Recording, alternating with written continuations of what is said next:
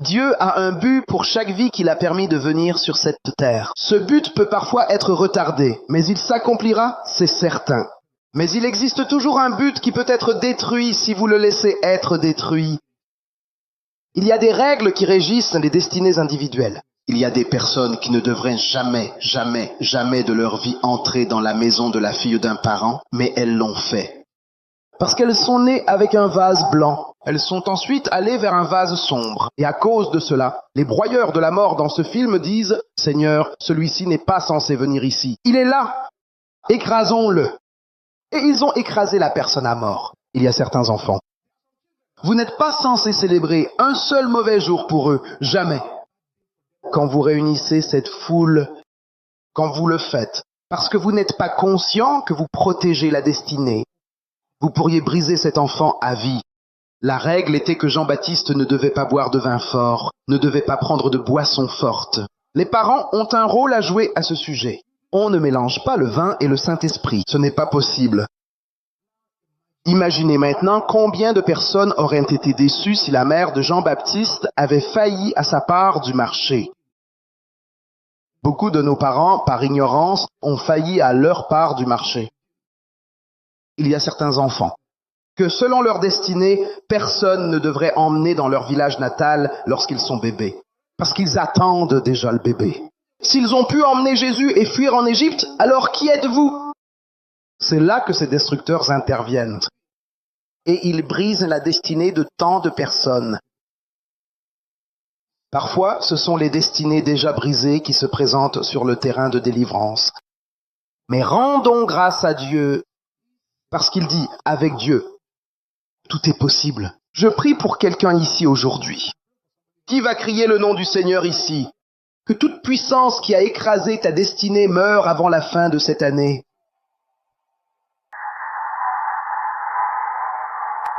Que ton amen gronde comme le tonnerre.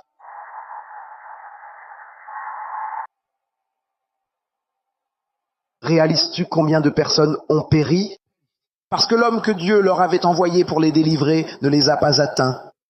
Alors, bien-aimé, fais attention à ce que tu fais de toi-même. Parfois, là où nous disons aller chercher de l'aide, nous allons simplement dans le camp de nos ennemis pour renforcer notre esclavage. Bien souvent, certaines personnes vont dans des endroits où l'on ne fait que réarranger leurs problèmes. Ils réarrangent le problème. Comment un prophète peut-il dire « Je veux faire une incision sur ta partie intime » et tu l'as accepté?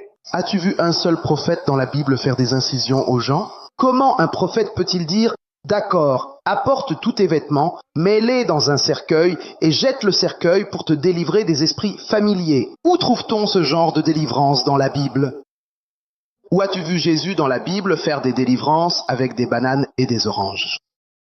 Où dans la Bible as-tu vu quelqu'un être délivré avec un fouet ou une canne? Où dans la Bible as-tu vu des gens être délivrés alors que quelqu'un se contente d'agiter la main devant toi et que tu te mets à trembler? Où est-ce que cela se trouve? Parfois, nous allons dans le camp de notre ennemi pour renforcer l'emprisonnement ou réarranger le problème.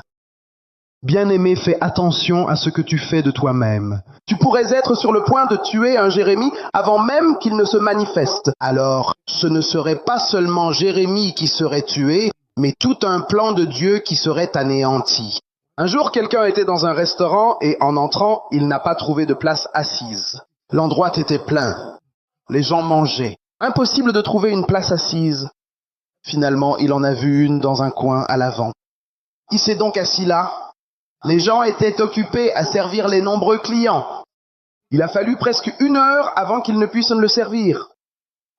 Et il a mangé son repas, a payé, puis alors qu'il s'apprêtait à partir, il les a félicités. « Monsieur, ce restaurant marche très bien.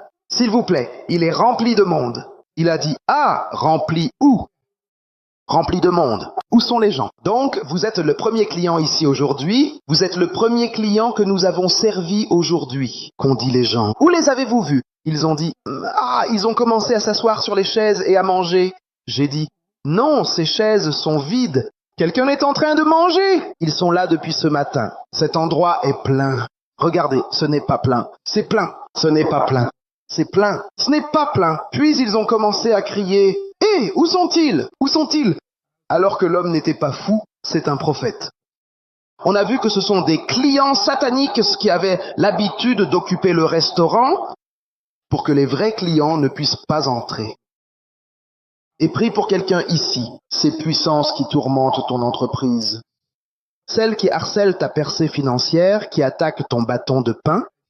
Au moment où nous finirons cette prière, elles seront enterrées vivantes au nom de Jésus.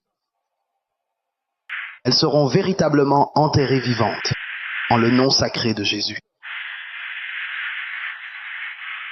Le restaurant a finalement fermé. La fermeture de ce restaurant n'a pas seulement été une défaite pour le propriétaire, mais aussi pour de nombreuses personnes que l'argent de ce lieu aurait pu aider. Dieu n'est pas glorifié lorsque les entreprises des croyants ferment. Tout le plan de Dieu peut être dévasté si nous ne savons pas quoi faire. Un don entier de Dieu à l'humanité peut être détruit en chemin. Beaucoup de destinées, y compris celles de nombreuses personnes ici, sont en transit. Tu dois faire attention à ce que tu fais de cette destinée. Une petite erreur, et l'Éternel Jérémie est mort. Il y a quelque chose que toi seul peux accomplir dans cette vie. Personne d'autre ne peut le faire. Il y a un problème que toi seul peux résoudre. Personne d'autre ne peut le résoudre. Il y a une mission que Dieu t'a confiée, mais qui a été mise de côté spécialement pour toi. Parce que tout ce que Dieu a créé l'a été pour résoudre un problème. Quand Dieu a créé la lumière, c'était pour résoudre le problème des ténèbres. Quand Dieu a créé l'eau, pour résoudre le problème de la faim, il y a une place qui t'est destinée dans la vie. Il y a 2 femmes dans la Bible. L'une s'appelle Rachel. L'autre s'appelle Léa. Rachel, une femme belle. Léa, elle, n'était pas considérée, pas belle, négligée, frustrée. Mais de cette Léa sont venus les 10 piliers d'Israël. Les 2 autres sont venus de Rachel. Le mari ne l'aimait même pas, le mari aimait Rachel. Supposons que Léa se soit suicidée par frustration, qu'elle ait laissé l'ennemi la tuer. Cela aurait été la fin d'une destinée puissante. La destinée peut être tuée. La destinée peut être recréée de façon négative.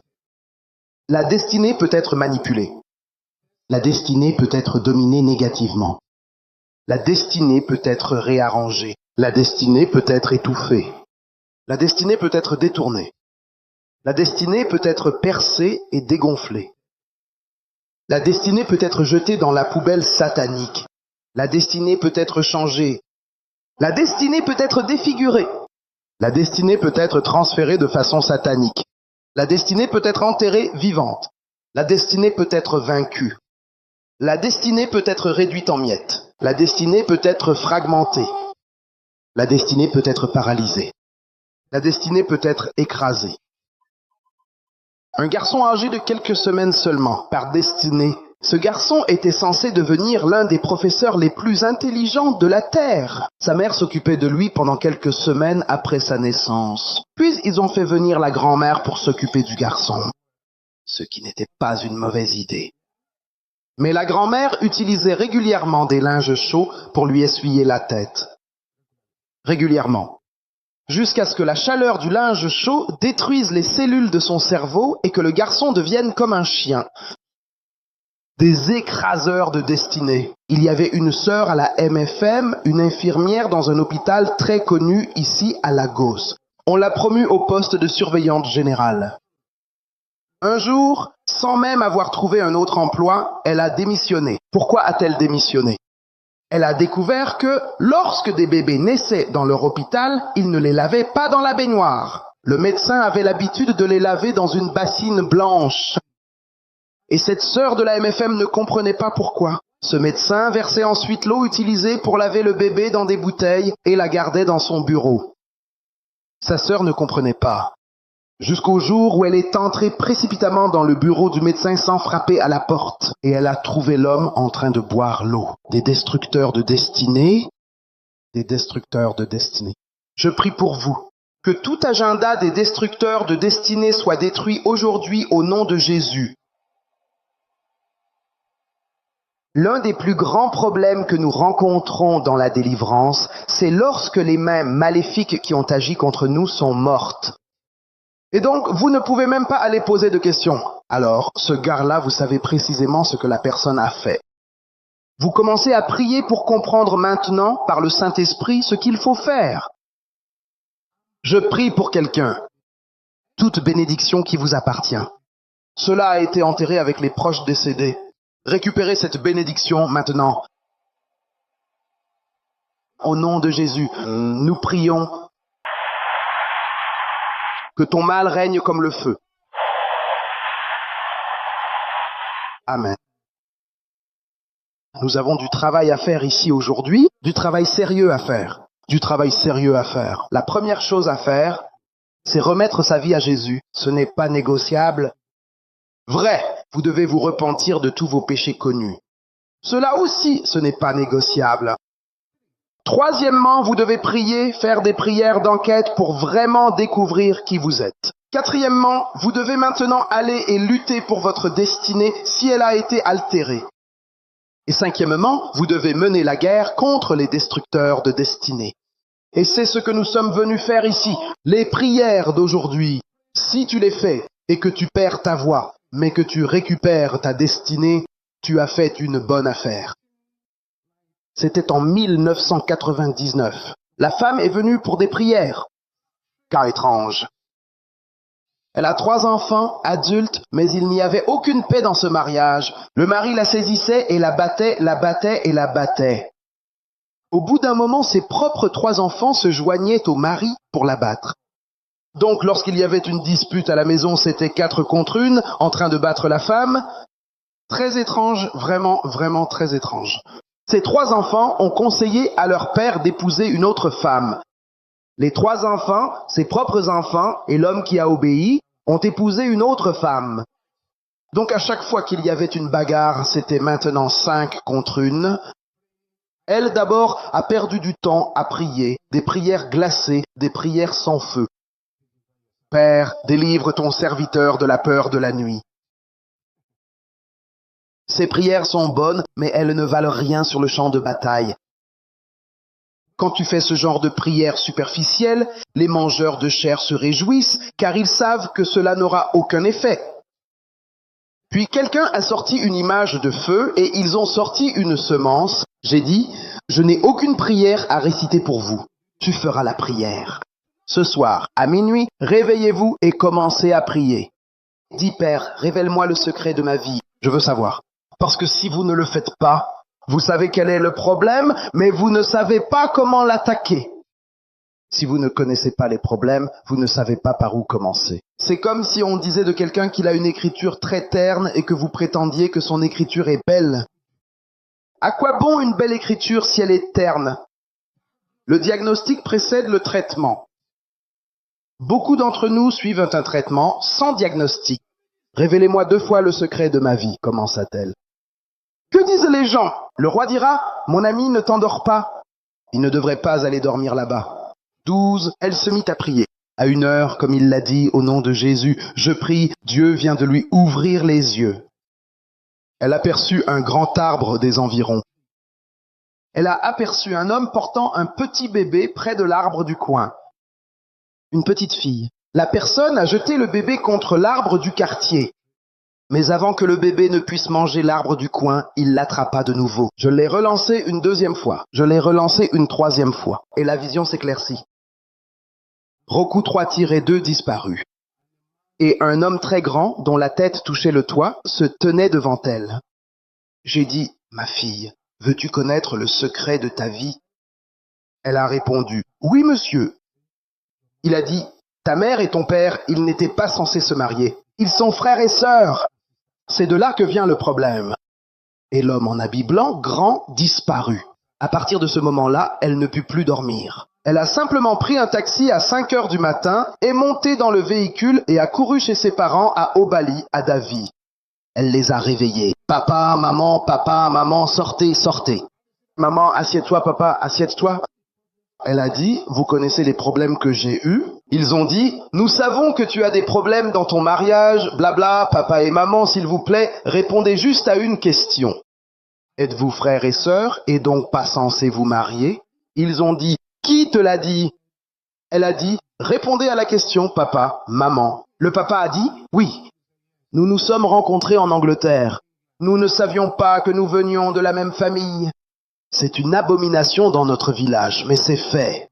On vous a déjà rendu, que faire? Arrivé au Nigeria, on l'a découvert, on vit donc juste comme des amis. Il a dit « Nous savions que ce que nous avons fait apporterait des problèmes dans ta vie. Va chercher une solution. » Hélas alors dit « Merci papa et maman. » Alors qu'elle s'apprêtait à partir, elle s'est retournée à nouveau. Elle a dit « Papa et maman, savez-vous quelque chose à propos de l'arbre Iroko ?» Il a dit « Oui. » Dans notre village, lorsque nous rasons les cheveux d'un bébé pour la première fois, nous les déposons au pied de l'arbre Iroko du village. La femme a dit « Vous avez emporté mes cheveux à l'arbre Iroko? Ce n'est pas possible. » Elle a dit « Je suis née en Angleterre. » Ils ont dit « C'est vrai, tu es née en Angleterre. » Nous les leur avons envoyés par la poste. C'est alors qu'elle a compris les combats et que la guerre a commencé. C'est ainsi qu'elle a obtenu sa victoire. Élève ta voix, avec une voix plus forte que celle de tous ceux qui t'entourent. S'il vous plaît, priez ces prières. Le genre de prière qui a aidé tant de personnes dans la vie, qui a aidé tant de croyants. Peux-tu maintenant crier ceci très fort et très clair? Tout programme maléfique des ténèbres, dressé contre ma destinée glorieuse. Tétia. Au nom puissant de notre Seigneur Jésus-Christ. Jésus,